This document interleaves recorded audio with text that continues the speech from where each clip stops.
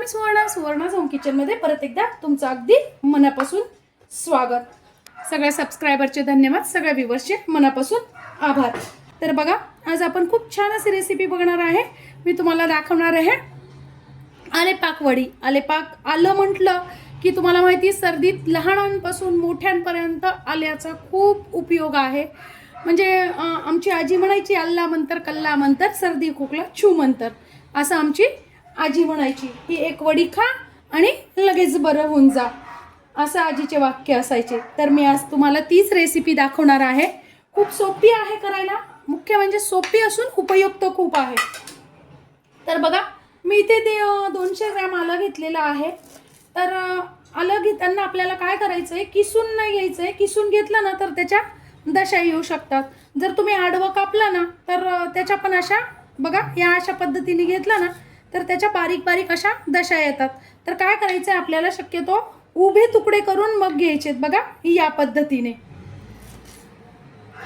असं आपण जेव्हा उभं कापतो ना त्यावेळेस या रेषा सरळ येतात आल्याच्या, आणि मग वडीत त्या जास्ती लागत नाही. म्हणून काय करायचं आहे, असं उभं करून मग बारीक तुकडे करायचे आहेत. बघा या पद्धतीने. आपलं बाजारातनं आलं आणलं की काय करायचंय, सगळ्यात पहिल्यांदा आलं स्वच्छ धुवून घ्यायचंय, त्याची माती वगैरे काढून टाकायची, आणि वरचं जे साल आहे ना ते असं सुरीने थोडंसं बघा या पद्धतीने साफ करून घ्यायचं आहे. साल जर हे केलं ना, घेतलं ना आपण, तर काय होतं, थोडंसं साल असंच जरा खाताना चांगलं लागत नाही, घशात अडकल्यासारखं होतं. म्हणून काय करायचं आपल्याला, साल काढून टाकायचं आहे. आता बघा, आलं आपण छान तुकडे करून घेतलेले आहेत, आणि आता काय करायचे ते मिक्सरमध्ये बारीक करून घ्यायचे. सुरुवातीला फक्त आपल्याला आलंच बारीक करायचं आहे. आता हे आपल्याला पाणी न घालताच सुरुवातीला बारीक करायचं आहे. आता बघा, आपण पाणी न घालता बारीक केला, त्यामुळे असा जाड बारीक झालेला आहे. आता काय करायचं आहे, आपल्याला आलं काढून घ्यायचं आहे. एक तर तुम्ही वजनी करू शकता, किंवा मग काय करायचं आहे, एखाद्या अशा वाटीत, वाडग्यात वगैरे, एखाद्या पातेल्यात असं कशात तरी आपण आलं काढून घ्यायचं आहे. बघा या पद्धतीने. खूप दाबायचं नाही आहे, वरच्यावरच फक्त. आता बघा, एक वाटी पूर्ण माझं आलं आहे. आता आपलं आलं जितकं असेल ना फ्रेंड्स, तितकेच आपल्याला त्यापेक्षा डबल घेऊ शकता तुम्ही साखर, किंवा मग दीडपट घेऊ शकता. तुमच्यावर डिपेंड आहे. तुम्हाला जर खूप गोड आवडत नसेल तर तुम्ही साखर दीडपट घ्यायची आहे, आणि जर गोड आवडत असेल तर तुम्ही साखर दुप्पट घ्यायची आहे.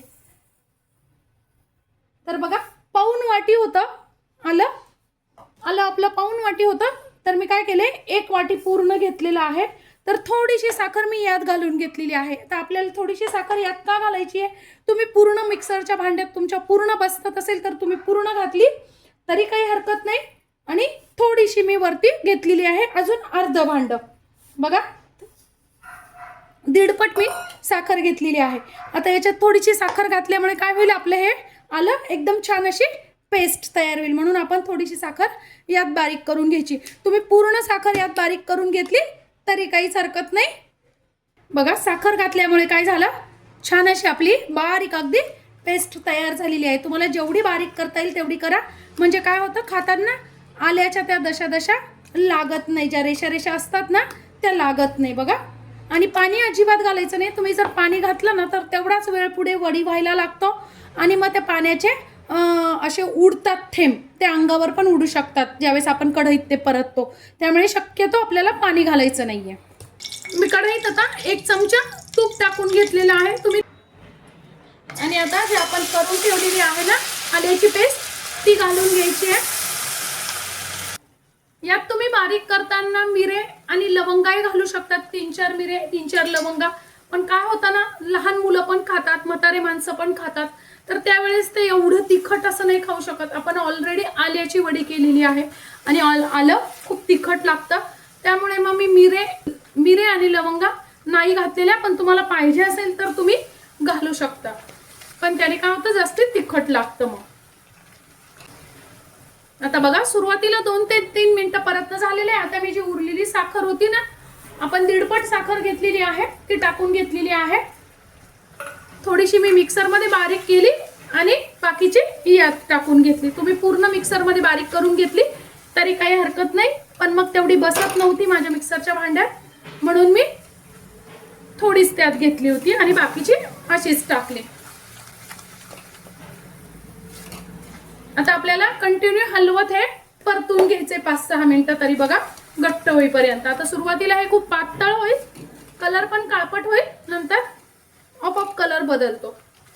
फक्त आपल्याला कंटिन्यू हलवायचं आहे.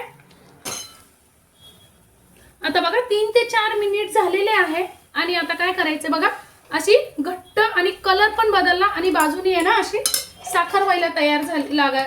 साखर आपल्याला तयार होताना दिसतीये बघा, घट्ट अशी होतीये आणि कडेला साखर तयार झाली, म्हणजे आपलं हे वडी थापायचं सारण तयार झालेलं आहे. गॅस बंद करायचा आहे. ज्या ताटात ट्रे मध्ये तुम्हाला थापायची असेल त्याला असं थोडंसं तूप लावून घ्यायचं आहे आणि वडीचं हे काढून घ्यायचं बघा, या पद्धतीने.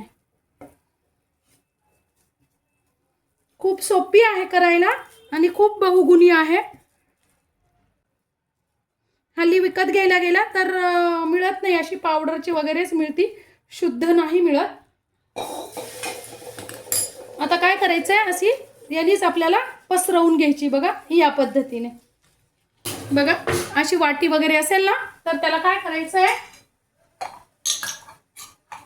फक्त थोडासा असा तूप लावून घ्यायचं, तुपाचा हात लावायचा या पद्धतीने आणि काय करायचंय, अशी थापून घ्यायची बघा. तुम्ही इथे साखरेच्या ऐवजी गुळ पण घालू शकता. आणि मैत्रिणींनो, आपल्याला खूप जाड पण नाही थापायची आणि खूप पातळ पण नाही थापायची, कारण ही वडी छोटीशीच आपण खाल्ली जाते, खूप नाही खाल्ली जात. त्यामुळे खूप मोठ्या मोठ्या आणि खूप जाड नाही आपल्याला थापायच्या आहे. अगदी छोटे छोटे आणि अर्धा ते पाव इंच इतकीच जाड आपल्याला ही वडी करायची आहे. खूप जाड पण करायची नाही आहे, कारण तेवढी ती खाल्ली जात नाही. मग तुम्ही या वड्या प्रवासात पण घेऊन जाऊ शकता. त्यानंतर तुम्ही या वड्या म्हणजे असं चहा जर केला ना प्रवासात नेल्यानंतर, तर पटकन चहात एक वडी टाकली ना तरी सुद्धा खूप छान लागते. आता बघा खूप वेळ नाही लागत ही वडी सेट व्हायला, लगेच कोंबट होतं. एक 5 ते 10 मिनिटात हे कोंबट झालेलं आहे.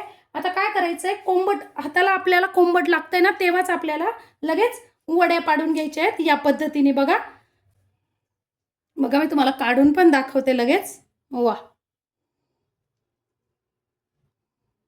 बघा किती सुंदर अशा आपल्या वड्या तयार झालेल्या आहे, अगदी सुंदर आणि इतक्या ठिसूळ झालेल्या आहेत ना. बघा किती सुंदर आपली वडी, आकार पण खूप सुंदर आलेला आहे आणि अगदी ठिसूळ पण झालेली आहे. म्हणजे तुम्ही छोट्यांपासून मोठ्यांपर्यंत या वड्या देऊ शकता. खूप सुंदर अशा वड्या तयार होतात. अगदी सर्दी खोकल्यासाठी रामबाण उपाय आहे हा, नक्की करून बघा. आजची माझी व्हिडिओ ही रेसिपी तुम्हाला कशी वाटली कमेंट्समध्ये नक्की सांगा. चॅनलवर नवीन असाल तर चॅनलला लाईक, सबस्क्राईब आणि शेअर करा. धन्यवाद.